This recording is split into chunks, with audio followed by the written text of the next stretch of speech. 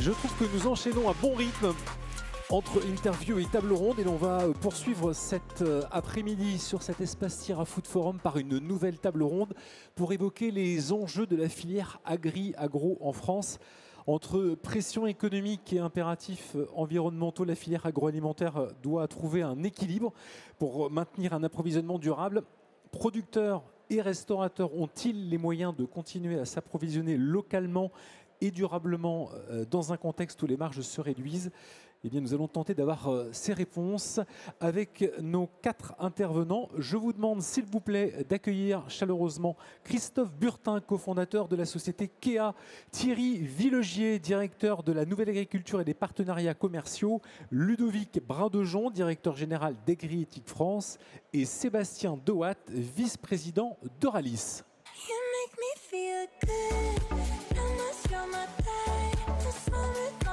Vous pouvez les applaudir effectivement.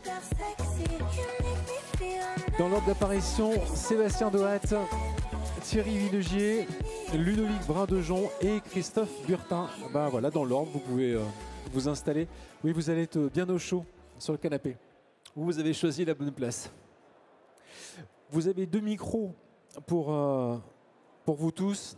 Vous allez pouvoir vous les passer en fonction de qui voudra prendre la parole. Je vous le disais avant que vous montiez sur scène, mais voilà, sentez-vous libre de répondre, d'intervenir, de réagir. On essaie de faire en sorte que ces tables rondes soient le plus dynamiques possible. Thierry Villegier, on va commencer par vous. J'ai peut-être envie de vous demander en quelques mots, pour bien situer qui est qui, de vous présenter. Donc, vous êtes le directeur de la Nouvelle Agriculture et des Partenariats Commerciaux pour le groupe Terrena. Je vous laisse vous présenter en quelques mots. Bonjour à tout le monde. Donc effectivement, j'ai la responsabilité d'une très belle marque, la Nouvelle Agriculture, qui est la marque des agriculteurs de Terrena. Terrena, c'est une coopérative de l'ouest de la France qui regroupe 21 000 agriculteurs qui sont organisés donc en coopérative et qui œuvrent essentiellement sur les filières agricoles, qu'elles soient carnées, la volaille, le porc, le bœuf, les œufs, mais aussi sur les filières végétales. Et les plus belles marques que l'on véhicule sont Tipiac pour le végétal, Père Dodu ou 12 France pour la volaille, Tendre Plus pour la boucherie et la Nouvelle Agriculture, qui est la marque qui porte l'agriculture durable du groupe. Merci, c'est succinct. Ludovic Brindejon, à vous. Donc, bonjour à toutes et à tous. Donc, moi, je suis le directeur général d'Agriéthique France, donc label de commerce équitable. On est né en 2013, ça va faire 11 ans. On est leader sur notre marché parce qu'on représente 67% des produits labellisés commerce équitable France. Nos produits, les produits de nos partenaires sont distribués dans tous les circuits, la GMS, les circuits spécialisés. On est également présent dans plus de 1000 boulangeries artisanales et bien sûr dans les restaurations collectives. On a notamment un partenaire, Cisco, qui est présent sur le salon. Et nos fondamentaux, ils sont relativement simples. C'est avant tout assurer une juste rémunération aux producteurs avec une contractualisation du producteur, vraiment du producteur, jusqu'au porteur de marque. Merci. Juste à côté de vous, Christophe Burtin, cofondateur de KEA. Bonjour à tous. Moi, je suis donc un des dirigeants d'un cabinet qui s'appelle KEA & Partners, qui est un cabinet de conseil en stratégie et management. 50% de notre chiffre d'affaires sur le monde de la chaîne alimentaire. On conseille principalement les dirigeants dans leurs choix, en France et à l'international. Nous sommes 300 à Paris, enfin en France, et 1000 dans le monde. On est propriétaire de notre outil de commerce, entreprise à mission, Bicorp depuis 2021. On croit beaucoup à un sujet qui est le sujet de l'économie souhaitable. Nous, on pense qu'on peut à la fois faire du résultat et avoir un impact positif. Et je pense que le sujet des filières est un bon sujet. Je commencerai d'ailleurs juste pour lancer le débat que je n'aime pas ce mot. Le filière ouais, le mot filière, je pense qu'il faut le réinventer parce qu'il est souvent mal utilisé. Parce que dans filière, il y a fil. Et ce n'est pas toujours le fil qu'il faut traiter. Donc on reviendra peut-être sur ce point avec les autres. Ok. Bon, c'était pour lancer un peu le... J'essaie de le retenir. Et puis pour terminer ce tour de table, Sébastien Dewatt, vous êtes le vice-président d'Euralis, mais vous êtes aussi producteur. Je vous laisse vous présenter. Oui, bonjour à tous, Sébastien Doat. Donc, je suis vice-président d'une coopérative agricole basée dans le Béarn. C'est une coopérative qui regroupe 9000 agriculteurs. Une coopérative qui est assez polyvalente, autant dans le végétal que dans l'animal. Mais avant tout, je suis quand même producteur, donc agriculteur, parce que dans les coopératives, la gouvernance, ce sont les agriculteurs qui sont au pilotage de la structure. Et sur mon exploitation, je suis viticulteur, on produit des vins blancs, de l'armagnac et également depuis une 50aine d'années du foie gras. Voilà. Je suis issu d'une 3e génération de producteurs de foie gras.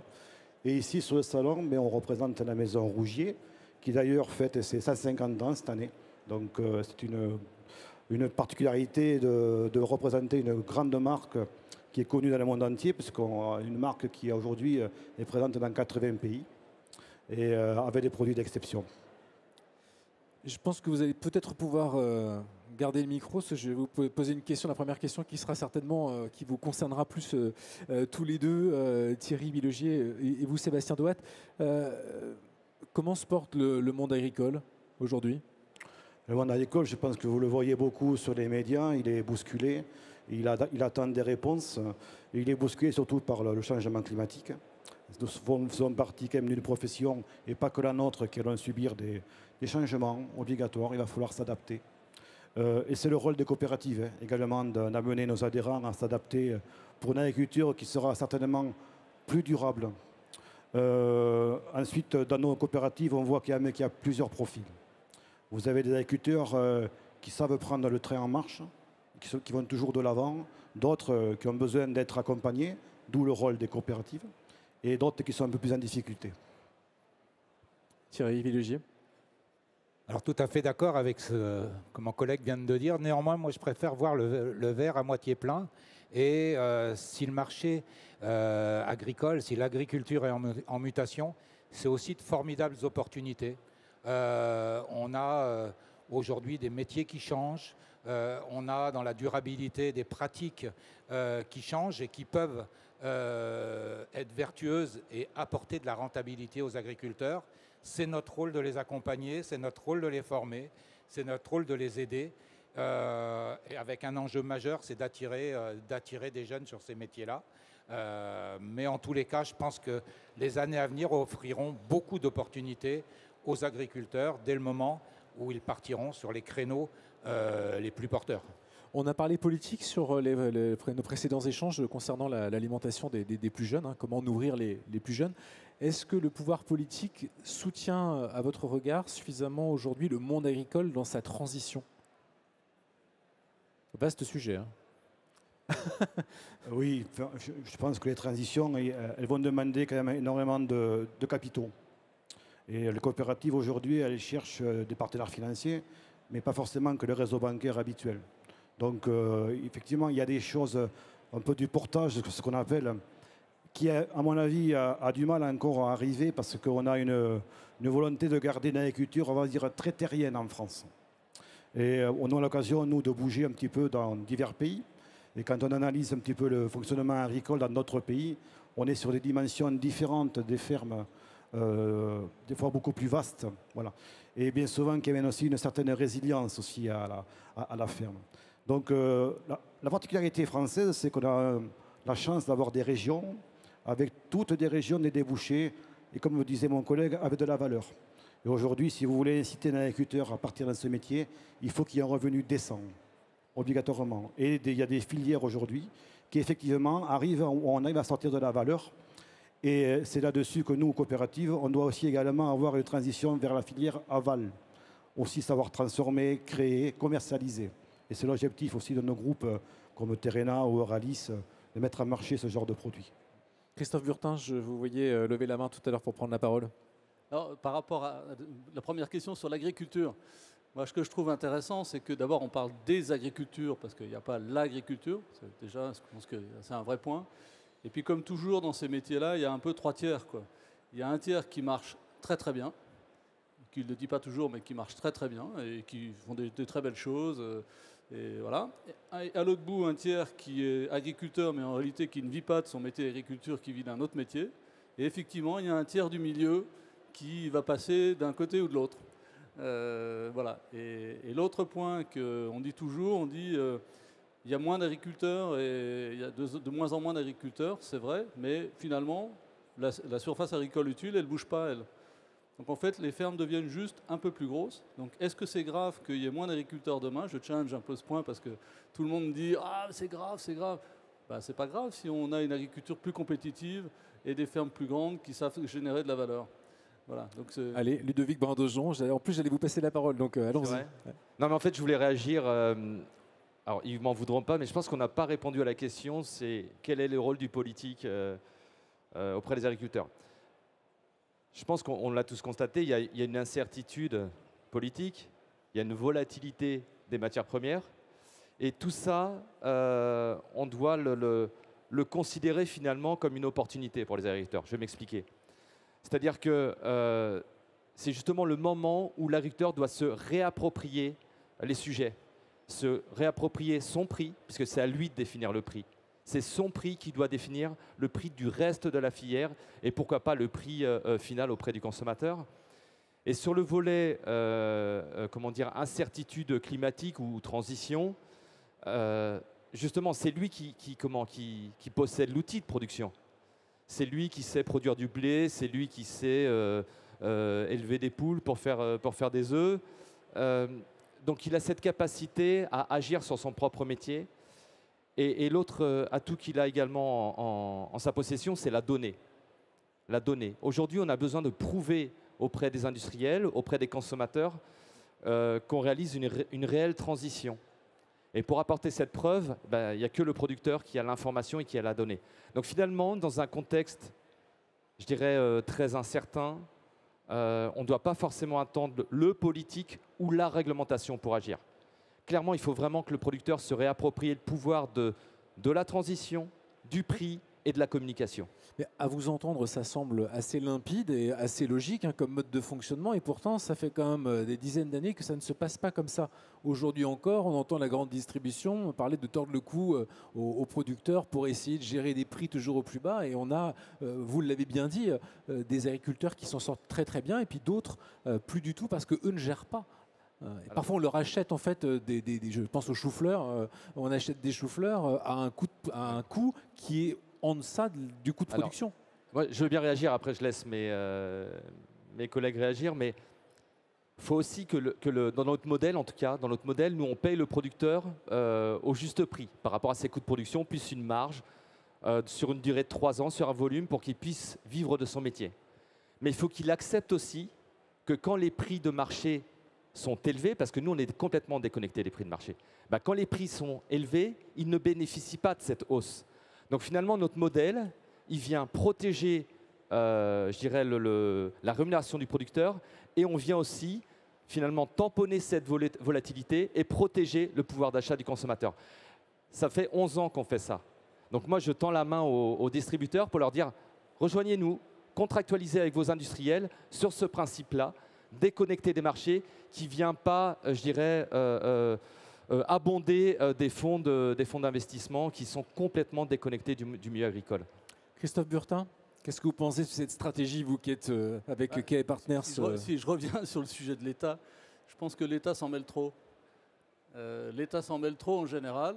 On est dans un secteur qui est très subventionné, pas l'oublier, par la politique agricole commune, déjà, et qu'à chaque fois qu'il y a eu des lois, elle a produit souvent l'effet contraire de ce pourquoi elle avait été faite.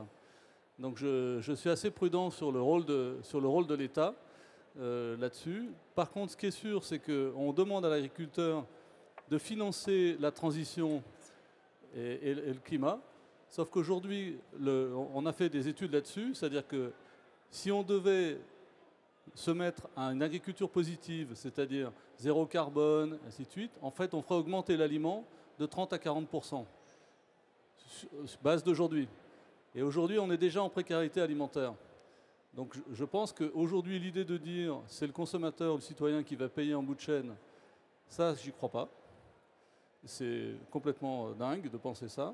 Par contre, il y a des choses intéressantes qui sont, comme il n'y a pas d'argent dans la chaîne alimentaire, il se trouve que l'agriculture produit beaucoup de non-alimentaires. Parce qu'on oublie que l'agriculture produit plus de non-alimentaires que d'alimentaires.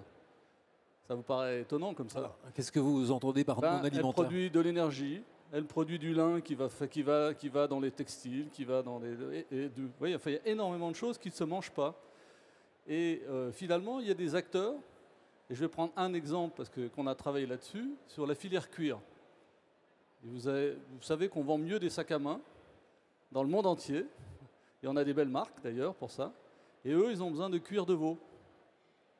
Et ils en ont besoin absolument pour financer, pour alimenter leur chaîne. Et ils aimeraient avoir du cuir de veau français. Et ils sont prêts à payer très cher pour que le cuir de veau il soit sans défaut. Très cher les fermes. Donc très cher, pas tellement pour communiquer auprès de leurs consommateurs, qui s'en fichent un peu d'ailleurs, c'est pas le sujet, mais pour des questions de disponibilité de matière. Les énergéticiens, ils sont prêts à mettre de l'argent dans l'agriculture. Ils le font d'ailleurs, pour une partie. La méthanisation, ainsi de suite. En fait, il y a déjà des choses. Donc en fait, si on élargit un tout petit peu le sujet, on peut créer des alliances parfois un peu incongrues, qui ne sont pas alimentaires, mais qui vont venir aider la chaîne alimentaire pour faire sa transition. Monsieur De Watt, qu'est-ce que vous en pensez? Je rejoins les propos de mon collègue, parce qu'il parle d'énergie. Ça nous parle parce que nous, maintenant, Euralis aussi, et je pense Terrena également, je pense, sont dans les énergies renouvelables. Et aujourd'hui, ça nous permet de pouvoir, par exemple, monter des bâtiments pour nos éleveurs. Ça leur permet d'assouplir la charge de structure et l'amortissement de cet outil en associant de la protéine animale et en même temps être créateur d'énergie. En même temps, on crée des bâtiments aujourd'hui qui sont positifs. On améliore le bien-être animal, on améliore aussi le bien-être de l'éleveur.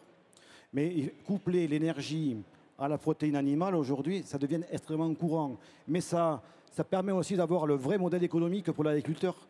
Parce qu'on se rend compte que nos charges de structure dans ce pays sont trop élevées et on arrive après, au final, à avoir une marge nette pour le producteur qui n'est pas forcément viable, avec des taux d'amortissement qui sont entre 15 et 20 ans aujourd'hui. Vous savez que la grande distribution, quand ils montent un magasin, en 3 ans, c'est amorti. Et nous, c'est 5 fois plus. Donc voilà quand même le rapport qu'il y a entre la grande distribution et le monde agricole. C'est quoi le bon modèle économique, pour reprendre un terme que vous venez d'employer? Vous voulez répondre, Thierry Villeligier? Oui, je veux bien revenir et répondre à cette question, parce que le bon modèle économique, pour nous, il résulte dans un modèle qui existe depuis extrêmement longtemps, qui est la polyculture élevage. C'est-à-dire qu'aujourd'hui, on a des agriculteurs indépendants qui savent très bien gérer le mix de leur exploitation. Qu'est-ce qu'ils vont produire pour l'aliment de leurs animaux, qu'est-ce qu'ils vont faire en élevage, qu'est-ce qu'ils vont faire en grande culture, quelles sources énergétiques ils ont besoin pour faire tout ça. Ils savent extrêmement bien le faire. La question après, c'est comment on porte, à partir de cette production agricole, un produit au consommateur qu'il est prêt à acheter au juste prix. Et il est prêt à acheter au juste prix quand il comprend ce qu'il y a dans le produit. Je vais revenir moi à la Nouvelle Agriculture, qui est notre marque. La Nouvelle Agriculture, ce sont des produits qui s'appuient sur une promesse à 4 piliers. Le premier pilier sur les animaux, c'est la démédication. On a dit aux consommateurs, tous nos produits Nouvelle Agriculture sont sans antibiotiques. Le deuxième pilier, c'est le bien-être animal. Et c'est des modèles de production bien-être animal. Et selon les productions, ils peuvent varier. Le troisième pilier, c'est la rémunération de l'agriculteur. Et globalement, on dit aux consommateurs que ce produit-là est un petit peu plus cher, mais que l'agriculteur est mieux rémunéré. Et le quatrième pilier, c'est le bien manger. On a associé nos productions à bleu blanc cœur, donc avec des animaux qui sont nourris et avec un aliment enrichi à la graine de lin qui permet d'améliorer le ratio oméga 3 sur oméga 6. Et avec cette promesse-là, aujourd'hui, on arrive à faire des produits qui sont entre 10 et 15% plus chers que le produit le plus standardisé du marché. Et ces 10 à 15%, ils permettent à l'agriculteur de vivre et le consommateur le comprend et les achète. Et dans un monde qui a été particulièrement compliqué pour les marques cette année, dans un monde d'inflation, nous, on ressort de l'année 2024 avec une progression de quasiment 9% de part de marché. Donc ça veut dire que quand le consommateur comprend ce qu'il y a dans le prix et si ça reste raisonnable, aujourd'hui, c'est pérenne et c'est fiable. Donc le consommateur est d'accord de payer plus cher son produit? Exactement. Et si ce n'est pas du greenwashing, c'est-à-dire que le consommateur, il a besoin que celui qui lui parle soit crédible. Et nous, on a pris la voie que ce soit l'agriculteur qui lui parle directement et qui lui explique ce qu'il y a de mieux-disant dans son produit. Donc voilà, donc, pour répondre à Christophe, c'est un modèle de filière qui fonctionne. Donc les filières, ça peut aussi être valorisé et valorisant. Christophe Burtin. Un autre point aussi, parce qu'on a beaucoup parlé de premiumisation. De premiumisation, oui. C'est-à-dire qu'on va faire du super qualité, ainsi de suite. Voilà. Mais en faisant ça, on a augmenté les prix. Et en fait, une grande partie de la population aujourd'hui se nourrit mal. Ou saute un repas, un tiers des foyers quand même. C'est pas rien, c'est un énorme sujet. Donc en fait, le problème de l'agriculture aujourd'hui, c'est qu'elle doit produire du moyenne gamme. Elle doit produire du standard. Et être compétitif par rapport à des marchés qui ne sont pas très éloignés. Pas besoin d'aller au Brésil pour avoir un poulet moins cher. Il suffit d'aller juste aux Pays-Bas, tu sais très bien. Et du coup, il n'y a pas besoin. Donc c'est intéressant de se dire il faut qu'on arrive à avoir une agriculture plus compétitive et de trouver et d'aider cette agriculture avec des moyens qui ne sont pas forcément non alimentaires, voilà, ainsi de suite, pour aller sortir des produits qui nourrissent tout le monde et pas seulement 20% de la population. Mais comment est-ce que c'est possible? C'est possible si, effectivement, on allège un certain nombre de contraintes qui sont extrêmement fortes, on aide à faire du vrai business, et l'agriculture, c'est un business, c'est pas juste pour faire joli, on a une image très d'Épinal de l'agriculture, et en fait, c'est une industrie, l'agriculture. Et c'est une vraie industrie, c'est pas un vilain mot, c'est une vraie industrie avec des entreprises, des entrepreneurs, et donc c'est plutôt aider les entrepreneurs à pouvoir entreprendre. C'est plutôt ça dans l'idée, plutôt que de rajouter des normes qui viennent compliquer énormément le sujet, quoi. Vous avez cette impression-là, Sébastien Doat? Oui, nous on le vit fortement parce que notre coopérative aujourd'hui, elle était quand même axée sur l'ultra premium. Alors je mets de côté le foie gras parce que c'est un produit différent qui se vend surtout il se vend dans l'année, mais majoritairement pour les fêtes de Noël. Donc là, vous parlez de canard? De canard, bon là on est plutôt sur de la haute gastronomie, donc ça il faut l'écarter. Sur nos autres activités animales, on s'est rendu compte qu'on était aussi beaucoup sur du label ou du bio. Et effectivement, on a senti une pression liée au pouvoir d'achat, donc forcément des baisses de part de marché. Nous, aujourd'hui, on soutient que les coopératives elles doivent produire toutes les agricultures et nourrir tous les consommateurs. Donc quand on a une problématique, on va dire, de pouvoir d'achat, il faut pouvoir savoir y répondre nous aussi. Donc il ne faut pas toujours attendre des aides, il faut savoir s'adapter. Et moi, l'enjeu aujourd'hui sur nos fermes, on a 9000 adhérents, c'est vraiment de les rendre compétitives. Et ça passe d'abord par de la formation. Ça veut dire qu'un agriculteur aujourd'hui, c'est plus l'agriculteur d'antan, c'est quand même un niveau d'études solide. Voilà, parce que c'est un homme d'affaires aujourd'hui, un agriculteur. Il gère du personnel, des salariés, il fait de la comptabilité, il fait 10 métiers, l'agriculteur aujourd'hui. Donc ça, c'est extrêmement important.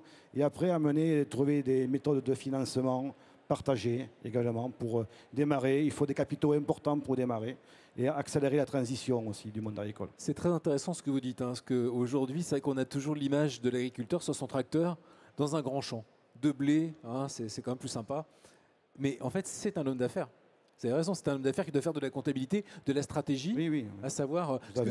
Vous êtes, je trouve, un bon modèle, parce que vous faites de la polyculture, vous nous l'avez dit, donc il y a de l'élevage de canards, vous êtes également vigneron. Ouais.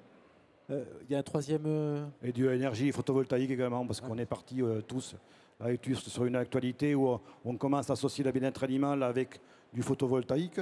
On dit du photovoltaïque aussi sur nos bâtiments. Donc je suis du sud-ouest, donc j'ai la capacité à avoir du soleil aussi également. Donc on en profite. Ouais. Oui, allez-y, Christophe Burtin. Je reviens sur le sujet des filières, puisque c'est le sujet aussi qui... Oui, vous nous avez lancé tout à l'heure. J'étais embêté sur les filières et Thierry, on a fait un travail ensemble avec Métro, qui est ici sur la logique de filière. En fait, ce qui m'intéresse dans le poulet ou dans le canard, c'est pas juste le magret. En fait, l'agriculteur, il vit bien ou l'entreprise vit bien si on vend tout le canard, quoi. Les plumes, tout ce qui... Et c'est l'équilibre, ce qu'on appelle l'équilibre matière, le fameux équilibre matière. Donc si on vend très bien le foie gras et qu'on ne sait pas quoi faire des magrets, on n'est pas bien. Et pas de bol, ça ne se vend pas au même moment dans l'année et pas les mêmes usages. Et du coup, en fait, le vrai sujet à chaque fois, c'est l'équilibre matière quand on est dans l'animal ou l'équilibre assolement quand on est dans le végétal. Vous savez qu'on ne met pas la même plante sur le même sol tous les ans. Oui, mais du coup, si je m'intéresse qu'au blé dur d'une année N, l'année d'après, il met de la légumineuse. Qui va s'occuper de la légumineuse? Et donc, il faut bien avoir un système qui fait que j'aide mon agriculteur à valoriser tout son assolement.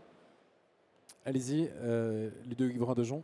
Ouais, alors, on parle d'assolement, donc je vais rebondir sur l'assolement, mais j'avais autre chose à dire. Sur l'assolement, pour qu'on puisse justement faire tourner les cultures, il faut que l'agriculteur soit intéressé économiquement par ces différentes cultures. Autrement, il va y avoir une compétition entre elles et ça sera compliqué finalement de répondre à votre action. Moi, je veux revenir sur un point, c'est que pour que ça fonctionne, quels sont les fondamentaux? Parce que d'un côté, on veut protéger le producteur, on parle de souveraineté alimentaire, hein, de pérenniser les cultures sur le territoire. Et de l'autre côté, on veut protéger le pouvoir d'achat du consommateur. Et entre les deux, vous avez un certain nombre d'intermédiaires. Pour que ça fonctionne, mais finalement, il faut qu'on rapproche le producteur, alors Thierry l'a dit, du consommateur, mais aussi on rapproche le producteur de l'industriel. Si on arrive à faire communiquer ces deux parties, on va réussir à bâtir un modèle économique qui soit, je dirais, le plus équitable possible pour l'ensemble des acteurs. C'est notre métier de tous les jours. Notre rôle, en fait, c'est de rééquilibrer les rapports de force entre les acteurs. Et pour cela, il faut que tout le monde soit autour de la table pour parler du prix. Je voudrais revenir un tout petit peu sur cette question de rentabilité. En quoi, en fait, l'agriculture française n'est-elle pas suffisamment compétitive? Qu'est-ce qui pêche? C'est que les charges? Moi, je vous disais, moi, sur le réseau, je croise des fermes ultra compétitives. Et il n'y a pas forcément uniquement que la production qui sort de la valeur. Il y a aussi la maîtrise de l'activité agricole, de l'entreprise qui fait le choix, la stratégie également. Je mettrai de côté, tout ce que l'héritage, que certains sont bien nés, d'autres mal nés. Voilà. Et après aussi, on a cette capacité à avoir des agriculteurs qui sont sur des territoires qui sont vraiment un vivier de production et d'autres, on va dire, plus handicapés par des problématiques agronomiques. Mais effectivement, bon, les normes, on le sait, on est quand même un petit peu sous l'eau, sous les normes aujourd'hui dans ce pays. Et puis on a toujours eu tendance à en rajouter un peu plus que nos voisins. Je reviendrai effectivement sur la dimension des fermes. Quand je vois des acteurs aux Pays-Bas aujourd'hui, là-bas, vous avez même plus d'agriculteurs, ce sont des entrepreneurs dans ces pays-là. Et ensuite, des gens qui arrivent à s'adapter, à être plus agiles certainement que d'autres dans le milieu agricole. Thierry Bide-Léger, puis ensuite Christophe Burtin. Oui, je veux rebondir parce que sans masquer le fait qu'il y a des agriculteurs en difficulté, l'agriculture française, elle est bientôt unique en Europe. C'est-à-dire que quand vous vous promenez en Espagne, il n'y a plus de ferme, en Italie, il n'y a plus de ferme, en Hollande, il n'y a plus de ferme. On a encore en France un tissu important d'agriculteurs indépendants. Et même si certaines situations sont compliquées, l'agriculture n'est pas sinistrée. Les agriculteurs gagnent encore leur vie avec l'agriculture. Moi, j'ai un président, l'homologue de monsieur chez Terrena, qui a l'habitude de dire sur 20 000 adhérents, j'ai 60 fermes en grande difficulté, qu'il faut que j'aide. Mais j'ai 60 fermes sur 20 000 adhérents. Donc, attention non plus à pas tout le temps voir le tableau noir. Il y a beaucoup d'initiatives, il y a beaucoup d'opportunités. On a une agriculture qui est novatrice. On a sans doute le bio le plus performant de France, même s'il a souffert de par l'inflation ces dernières années. On a des labels comme le label rouge qui sont référents. On a des AOP. On a de la production standard d'un bon niveau. Donc voilà, je veux prendre un petit peu ce contre-pied-là sans nier les difficultés, sans nier qu'il faut aujourd'hui sans doute un petit peu assouplir pour redonner de la liberté, pour laisser aux paysans faire son boulot et pas passer son temps à remplir des papiers. Ça, c'est indéniable. Par contre, je crois qu'on a le devoir de aussi porter le message que voilà, c'est pas, ça ne va pas si mal. C'est pas un monde où il ne se passe rien et sinistré. Oui, bah ça, c'est pas du tout ce que l'on a dit. Hein. Christophe Burtin. Non, on dit souvent aussi c'est la faute de la grande distribution. Parce que, et ça, les journalistes répètent à envie, et puis c'est entretenu. Alors, j'ai la chance de conseiller des distributeurs, grands, moyens, mais des grands. Donc, celui notamment qui a les meilleures parts de marché aujourd'hui, qui progresse. En fait, on s'aperçoit qu'il y a un rapport de force qui est en train de changer. Alors, peut-être que vous ne le voyez pas forcément dans les box de négociation aujourd'hui, mais en fait, ils ont une trouille bleue, les distributeurs, c'est de ne pas avoir le produit. Vous ne vous rendez pas compte qu'aujourd'hui, les questions de sécurisation des approvisionnements deviennent majeures. Depuis le Covid, on s'est tapé la moutarde, le blé dur, enfin, l'huile, enfin, il y a l'huile d'olive en ce moment, le jus d'orange, voilà, en ce moment, là, les œufs, voilà.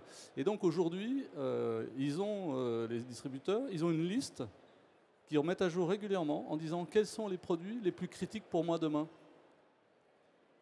sur lesquels il va falloir que je protège, il va falloir que je change ma façon d'acheter pour être sûr de les avoir. Parce que je serai peut-être le dernier servi en fait. Et du coup, je vais devoir bosser différemment. Et du coup, je vais devoir m'intéresser non pas à un produit, le blé dur ou le magret, je vais devoir m'intéresser au métier de l'agriculteur. Je vais d'entrepreneurs, je vais pouvoir discuter avec des entrepreneurs dans une démarche de 2 à 2. Et là, l'agriculteur ou l'agriculture, elle va retrouver des lettres de noblesse, parce qu'elle l'a déjà, le font déjà, et un rapport de force qui est plutôt favorable. Reste à savoir quel rôle vont jouer les coopératives agricoles dans ce dispositif, qui sont en grande difficulté en France, et qui, aujourd'hui, n'ont pas beaucoup de marge de manœuvre pour bouger, quoi.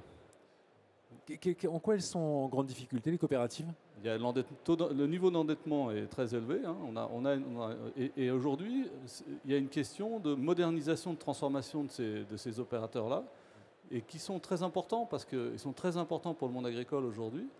Et donc, il y a une question de comment ces opérateurs-là, qui ont investi massivement sur de l'aval, ainsi de suite, comment ils reprennent la main sur la filière, sur les filières en général, et comment ils apportent de la valeur à leurs adhérents.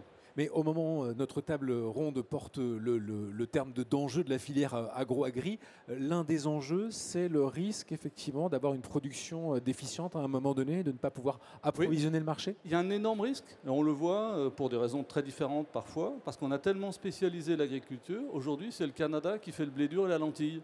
S'il y a un problème sur le Canada, il y a eu un dôme de chaleur il y a quelques années, on n'avait plus de lentilles, plus de moutarde non plus d'ailleurs, et plus de blé dur. Le blé dur, c'est les pâtes. Voilà. Ludovic Brun-Dejon. Alors, on parlait des coopératives et la santé économique des coopératives. Ça rejoint ce que disait Thierry tout à l'heure sur les exploitations. Les exploitations aujourd'hui les plus résilientes, c'est les exploitations polyculture-élevage. Et pour les coopératives, c'est exactement la même chose. C'est-à-dire que les coopératives qui sont, entre guillemets, mono-activités, et notamment sur les céréales cette année, c'est celles qui souffrent le plus. Mais pourquoi elles souffrent? Je reviens à mon sujet. C'est parce qu'elles travaillent avec des producteurs qui sont sur les marchés financiers. Comme je vous l'ai dit, les marchés sont extrêmement volatiles. C'est extrêmement difficile de prédire le prix du blé dans un mois, dans 2 mois ou pour la prochaine collecte. Donc, nous, ce qu'on fait avec ces coopératives, c'est qu'on leur demande de se déconnecter de ces marchés, de revenir à quelque chose de beaucoup plus simple, de partir du coût de production du producteur pour définir le prix. Et comme je le disais tout à l'heure, à partir du moment où vous faites ça, vous protégez la rémunération du producteur et vous protégez le consommateur. C'est quand même très simple. C'est très simple, sauf qu'il faut accepter que toute la filière s'engage en fait. Et également le distributeur, vous avez raison. Je reviens sur l'approvisionnement. On parlait du Canada, mais en France, on l'a vu aussi, les changements de saison assez brutaux, les averses de grêle sur les vignobles, mais aussi sur les vergers. Ça, ce sont nos premiers problèmes qui font déjà grimper les prix. Comment est-ce que l'agriculture aujourd'hui tente de faire face à ça, de prévenir? Oui, parce que je pense que c'est une vraie question. Est-ce que vous êtes, vous, confronté à ça au quotidien? Alors, peut-être un élément de réponse, parce qu'effectivement, il faut qu'on fasse un petit peu de prédiction, qu'on regarde. Nous, on a travaillé pour nos agriculteurs une étude qui cartographie l'ensemble de notre territoire, donc globalement de Vannes à Laval jusqu'à Poitiers, parcelle par parcelle, avec quelle est la situation pédoclimatique actuelle et ce qu'elle procure comme rendement à l'agriculteur, quelle sera cette situation en 2030 et qu'est-ce qu'elle sera en 2050. Et on s'aperçoit que si l'agriculteur ne change pas ses pratiques, mais pas seulement ses pratiques, également ses cultures, en 2050, il n'existera plus. On prend le Poitou. Le Poitou, aujourd'hui, c'est une région où il n'y a presque plus d'animaux. Ils font de la grande culture, ils font du blé et du maïs. En 2050, le climat ne permettra plus de faire de blé ou du maïs dans le Poitou. Donc si on n'anticipe pas ça à 20 ans avec plusieurs solutions qui sont une rotation de culture, qui sont de réintroduire de l'élevage. On revoit des agriculteurs qui remettent des bâtiments de volailles. Pourquoi? Pour produire de la volaille en complément, mais aussi pour avoir les fientes, parce que les fientes de volaille, c'est de l'engrais organique. Ça permet d'avoir des sols un petit peu plus riches, qui résistent mieux aux intempéries, et donc de pouvoir envisager l'avenir différemment. Donc effectivement, c'est une vraie question aujourd'hui de pouvoir accompagner, anticiper. Et puis je passerai la parole à mon voisin, mais qui est viticulteur. On voit des vignes qui aujourd'hui se plantent entre Saint-Malo et Dunkerque. Donc là aussi, c'est de l'anticipation. Alors, Sébastien Douat, et puis je repasserai la parole à Christophe Burtin ensuite. Je suis entièrement d'accord. Aujourd'hui, bon, pour nous, l'axe majeur, c'est l'eau. S'il n'y a pas d'eau, il n'y a pas de vie. Donc, il y a un vrai sujet dans ce pays, c'est pouvoir créer des retenues. Il nous faut 10, 15 ans pour en créer. 3 ans en Espagne. Voilà. C'est toute cette problématique administrative que nous avons qui nous empêche d'évoluer. Effectivement, il va y avoir des cultures qui vont s'arrêter parce que nous aurons eu, on va dire, peut-être une incapacité à pouvoir créer des retenues suffisantes pour continuer à faire du maraîchage, de l'arboriculture, ou carrément des commodités, du maïs, par exemple. Donc, effectivement, vous parlez de changement d'orientation agricole. Moi, je suis au département du Gers, 20 000 hectares de vignes. On en arrache 3 000, on plante des oliviers à la place. Donc, je vais avoir des olives bientôt près de la porte. Imaginez, par contre, c'est en train de s'effacer de la Tunisie et de toute la partie Andalousie. Les oliviers vont disparaître. Donc, vous voyez quand même qu'il y a une modification sur les prochaines décennies, un petit peu de l'assolement agricole, et nous, on doit s'adapter. Donc, on commence à s'adapter également, pas que de l'olivier, mais on crée des serres photovoltaïques, on pense à l'avocat, le bambou. On fait des activités qui sont commencées à arriver chez nous, mais qui vont se déployer, ou carrément même du bois. Sur des coteaux où il n'y a plus d'eau, on va peut-être commencer à dire sur des activités biosourcées. Donc voilà. Et ça, c'est le métier des administrateurs des coopératives, d'imaginer la stratégie de demain qu'on va proposer au plus tard à transmission des agriculteurs. Est-ce que l'eau est le principal problème auquel vous allez être confronté? Oui, moi sur des territoires, nous, on a un territoire assez vaste. Aujourd'hui, on aura des problèmes effectivement d'eau, ou même quand on met des cultures qui n'ont pas besoin tellement que ça d'apport d'eau. Malgré tout, c'est des zones qui vont commencer à se désertifier oui, également. Oui. Alors, s'il n'y a pas d'eau, vous n'avez pas de transmission. Pas de transmission, les terres deviennent des friches. Et quand vous traversez la France, ce que vous appréciez, je pense, c'est de voir un peu tous les paysages que l'agriculture façonne tous les jours au quotidien. Et ça, demain, ça sera peut-être difficile si on ne s'adapte pas à garder ce beau paysage qu'est la France. Est-ce qu'il y a une stratégie, est-ce qu'il y a un conseil qui est déjà aujourd'hui apporté au monde agricole pour l'accompagner dans cette transition-là, de se dire ce que vous avez connu, en fait, c'est plus possible, il faut changer maintenant? Alors, je voulais juste répondre sur l'eau, parce que c'est l'eau dans toutes ses dimensions. Nous, dans l'étude que l'on a menée, on s'aperçoit que de l'eau sur une année, sur la zone du Grand Ouest de la France, il y en aura à l'horizon 20 ans, sans doute autant, peut-être plus. Sauf qu'il y en aura beaucoup moins entre avril et octobre, et beaucoup plus d'octobre à avril. Et on a eu l'exemple cette année où les agriculteurs ne pouvaient plus rentrer dans les champs parce qu'ils étaient inondés. Ça veut dire qu'ils n'ont pas semé, Si on ne sème pas l'année d'après, il n'y a pas de récolte. Et on est dans un cercle, extrêmement pernicieux. Et là, il y a effectivement des pratiques qui peuvent éviter ça. Nous on a été vraiment extrêmement frappés. On voyait à ce moment-là, au moment où il avait plu énormément, deux parcelles de terre, une qui avait 10 cm d'eau dessus et qui était impraticable, et l'autre à côté où l'agriculteur il rentrait avec son tracteur et il semait. Et pourquoi? Parce qu'il y avait une parcelle qui depuis des années avait été matraquée à coups de gros labours, à coups d'intrants chimiques, et il avait un sol qui était complètement mort, qui ne vivait plus, qui ne buvait plus, etc.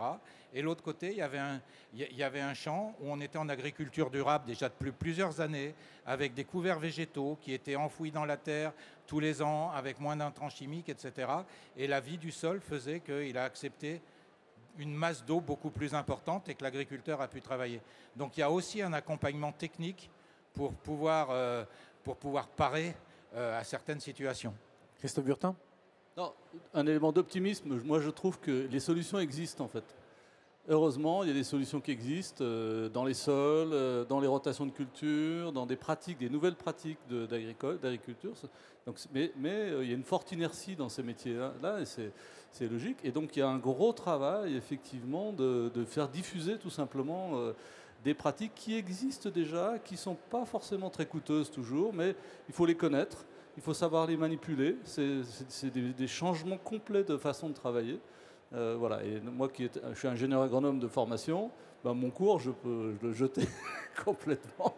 Parce que le labour, c'était par exemple un sujet important. Aujourd'hui, c'est terminé, ce n'est pas un bon point. Ludovic Vandejon. Oui. Pour qu'on envisage cette transition, il faut que ça vienne du producteur. Alors c'est vrai que je parle beaucoup du producteur, mais il faut que ça vienne du producteur. Il ne faut pas que cette transition soit imposée sous forme de cahier des charges par l'aval. C'est le producteur qui maîtrise le mieux son métier. Nous, on a fait le choix d'un outil qui s'appelle l'indice de régénération des sols. Cet indice, en fait, va permettre au producteur de cartographier son exploitation sur des facteurs très simples comme la biodiversité, le carbone, l'utilisation des produits phytosanitaires. Et une fois qu'il a cette photo de l'exploitation, ça lui permet, avec son technicien, de bâtir sa propre feuille de route, d'accord ? Et de choisir finalement ou de co-construire avec les acteurs de l'aval les axes sur lesquels ils veulent travailler. Alors ça peut être le carbone, ça peut être la biodive ou les phytosanitaires. Mais encore une fois, en face de ça, il faut y mettre le bon prix. Donc comme je dis à chaque fois, il n'y a pas de transition sans rémunération. Christophe Burtin. Pas oublier que pour l'agriculteur, le foncier, c'est un actif important. On a l'air c'est pas rien parce que c'est quand il va prendre sa retraite, il va pouvoir transmettre son exploitation et lui amener une valeur. Moi, ce qui me frappe aujourd'hui, c'est que l'agriculteur qui a travaillé toute sa vie à faire un sol exceptionnel, vivant, ainsi de suite, il ne vendra pas plus cher son foncier au moment où il faudra faire la vente. Donc, il y a quand même des petites choses à bouger pour encourager des pratiques. Un dernier mot, parce qu'il nous reste un peu moins de 10 minutes avant que le temps imparti soit écoulé. Vous avez touché du doigt la transmission en disant, voilà, quid de la transmission, quels sont les jeunes agriculteurs que l'on aura demain, que va-t-on leur laisser? Et dernière petite chose pour compléter la question, je sais qu'elle est large, mais les jeunes, aujourd'hui, la jeune génération, ce que l'on appelle la Gen Z, puisqu'on en est là, est-elle intéressée par la terre, par le monde agricole? Écoutez, je crois que les écoles d'agriculture, l'an passé, ont recruté comme jamais ils ont pu recruter de leur vie. Alors, ça peut être paradoxal quand on voit les médias et qu'on voit les soucis du monde agricole, mais je pense qu'il y a une génération qui veut revenir un peu au naturel. Qui veut, alors forcément, pourtant assez geek, mais malgré tout, qui veut retrouver des choses assez simples. Aujourd'hui, il y a deux styles de transmission. La transmission qui se fait naturellement familiale avec une structure qui est compétitive, où là, on est vraiment sur des agriculteurs qui ont fait quelques études, qui partent un petit peu en étranger ou en stage ou voir ailleurs ce qui se passe et qui reviennent en suivant pour s'installer quand leur père ou leur mère prennent leur retraite. Et après, vous avez des jeunes qui arrivent de l'extérieur, ce qu'on appelle. Et mon département, qui est très rural, hein, 50% des nouvelles installations, ce sont des gens qui ne sont pas issus du monde agricole. Et qui démarrent souvent dans des fermes plutôt spécialisées ou qui vont jusqu'à l'aval, qui font aussi la vente à la ferme ou qui rajoutent du tourisme également, qui rajoutent aussi d'autres activités ou de la pluriactivité. Et ça, on le voit. Donc, on a deux modèles. La ferme qui va faire manger la ferme France, des consommateurs, donc du volume. Voilà. Et il en faut, hein, parce qu'il faut toutes les agricultures aujourd'hui. Et après, peut-être plus spécialisé, aussi des agriculteurs qui vont vouloir plutôt se revenir dans une ferme où il y a du lien social avec le consommateur également. Voilà ce qu'on trouve aussi aujourd'hui, nous, comme motif d'installation. On va faire le tour de table. Thierry Billelégier. Moi, je veux bien rebondir sur le dernier propos, qui est de donner du sens et du lien au consommateur, parce que c'était aussi le sujet de notre échange, l'intérêt des filières agri-agro. Aujourd'hui, effectivement, un agriculteur, il veut savoir ce qu'il fait, pourquoi il le fait et jusqu'où ça va. Et je crois qu'une filière qui regroupe agriculteurs, transformateurs, distributeurs et tout au bout, consommateurs ou restaurateurs, ça donne un vrai sens. D'abord, ça permet de faire des choses pérennes dans le temps, parce qu'on s'engage rarement dans des filières comme ça pour 6 mois en one shot ou un an. On est dans de la contractualisation beaucoup plus longue. On est dans de la valeur, c'est-à-dire que l'agriculteur sait ce qu'il va gagner, pendant combien de temps il va le gagner en faisant cette filière. Et le distributeur, on en parlait tout à l'heure, lui, sait qu'il va pouvoir proposer à son client, restaurateur, convive, consommateur, un produit qui est fiable dans le temps, qui est régulier, qui est bon et dans lequel il a confiance. Donc je pense que la filière, c'est aussi un moyen de redonner du sens et de redonner envie à des jeunes de reprendre des fermes, dès le moment où ils savent pour ce qu'ils produiront et pour qui ils produiront. Alors, Ludovic Brindejean, je pense que vous n'avez pas le mal à rebondir sur ça, parce que ça va un peu ça abonde dans votre sens. Exactement, c'est-à-dire que moi je pense qu'il faut donner à ces jeunes agriculteurs de la lisibilité, de la visibilité en fait. Et pour cela, alors je reviens toujours sur le même sujet, mais il faut des engagements dans la durée. Des engagements de 3 ans, 5 ans. Nous, on a des engagements jusqu'à 10 ans. Je vais prendre un exemple très concret. Pour monter un bâtiment d'élevage de 30 000 poules, plein air, c'est un investissement de 10 ans. Donc, l'industriel, s'il veut sécuriser ses approvisionnements, il doit s'engager sur cette période-là. Et l'autre axe, je pense, sur lequel il faut qu'on travaille, et le monde agricole dont je fais partie doit y travailler, il faut absolument que l'agriculteur se réapproprie sa communication. C'est à lui d'expliquer son métier, de le faire savoir dans des salons comme celui-ci. Nous, dans un mois, on est au salon d'agriculture. On va donner la parole aux agriculteurs, mais pas seulement. On va mettre sur notre stand un petit studio télé avec des influenceurs, des acteurs qui sont peut-être un peu plus loin du monde agricole, mais qui vont vulgariser notre message. Parce que finalement, on n'est que des techniciens. Quand on est ensemble, on se comprend. Mais dès qu'on s'adresse au grand public pour rendre un peu plus unique le métier de l'agriculteur, c'est plus compliqué pour nous. Par contre, il y a des professionnels. Il faut se faire accompagner.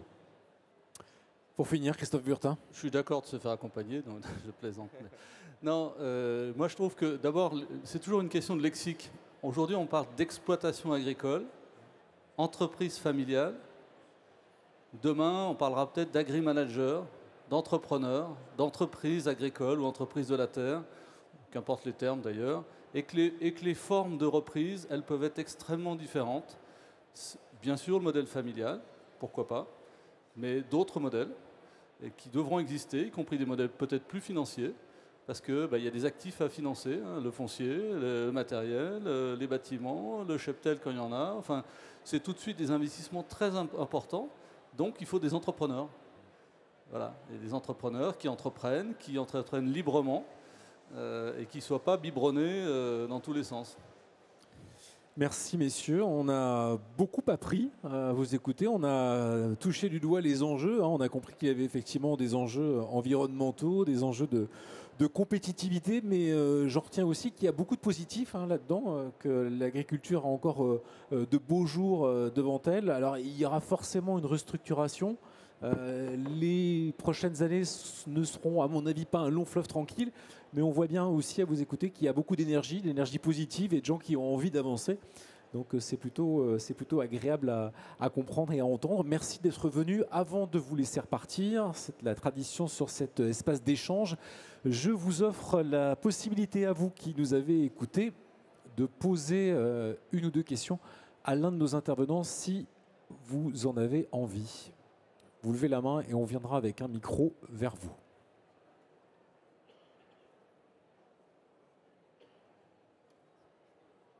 Pas de questions?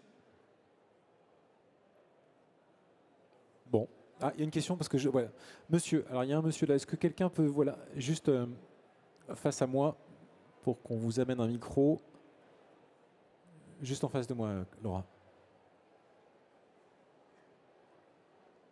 J'ai du mal à vous voir avec la lumière en fait. Bonjour. Bonjour. On parlait du coup d'agriculture conventionnelle, l'agriculture bio. Est-ce que justement l'agroécologie peut être une alternative qui pourrait justement répondre à ces problématiques d'intrants, de régénération des sols, etc. Alors, moi, j'ai commencé à y répondre. Je vous ai parlé d'un outil qui s'appelle l'indice de régénération des sols. L'objectif, c'est bien ça, c'est de faire de l'agroécologie, que le producteur se réapproprie sa transition, en fait, qu'on ne lui impose pas un cahier des charges, en fait. Et derrière, au travers de cet indice, comme je vous l'ai dit, c'est une cartographie d'exploitation avec un certain nombre de facteurs qui va lui permettre justement d'identifier les bonnes pistes d'action. Mais encore une fois, à condition que ça soit au juste prix derrière. Merci. Merci à toutes et à tous pour votre attention. Merci messieurs d'être venus. Je vous invite à les applaudir pour les remercier. Il y avait dans l'ordre Christophe Burtin, cofondateur de KEA Partners, à vos côtés Ludovic Brindejon, directeur général d'Agri-Éthique France, Thierry Villelégier, directeur de la nouvelle agriculture et des partenariats commerciaux pour le groupe Terrena, et juste à ma gauche Sébastien Douat, vice-président d'Euralis. Merci infiniment messieurs. Dans une dizaine de minutes, ici même, remise des prix des Sierra Innovation Awards. Vous allez pouvoir découvrir à quelle société ont été remis les prix. Et je vous invite à rester parmi nous parce que vous allez voir qu'il y a beaucoup de choses très captivantes dans ces prix. À tout de suite.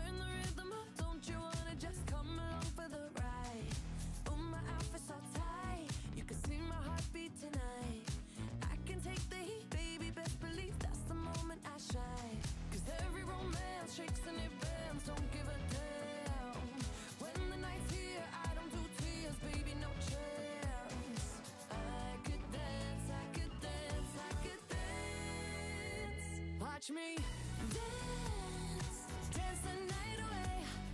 My heart could be burning, but you won't see it on my face. Watch me dance, dance the night away. I'll still keep the party running, I won't get out of place. Lately I've been moving close to the edge, still be looking my best. I stay on the beat, you can count on me, I ain't missing no steps. Cause every romance shakes and it bends, don't give a damn.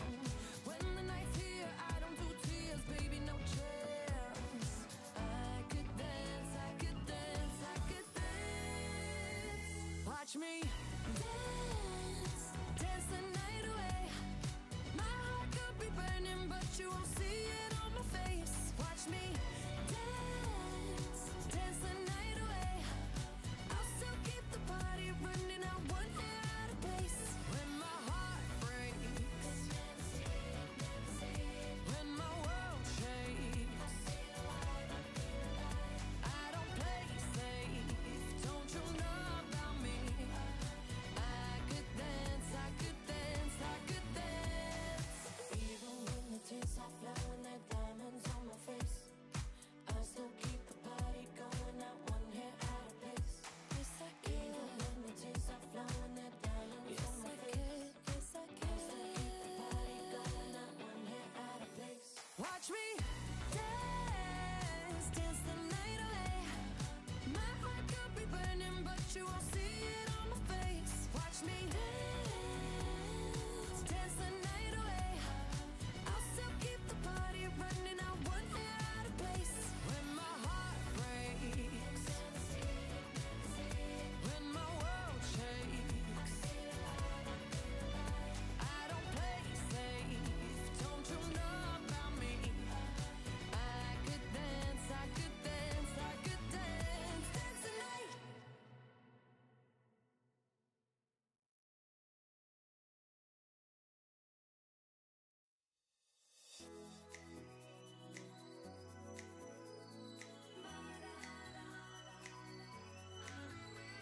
It's murder on the dance floor, but you better not kill the groove, DJ. Gonna burn this goddamn house right down. Oh, I know, I know, I know, I know, I know, I know, I know about your kind. And so and so and so and so and so and so and so I'll have to play.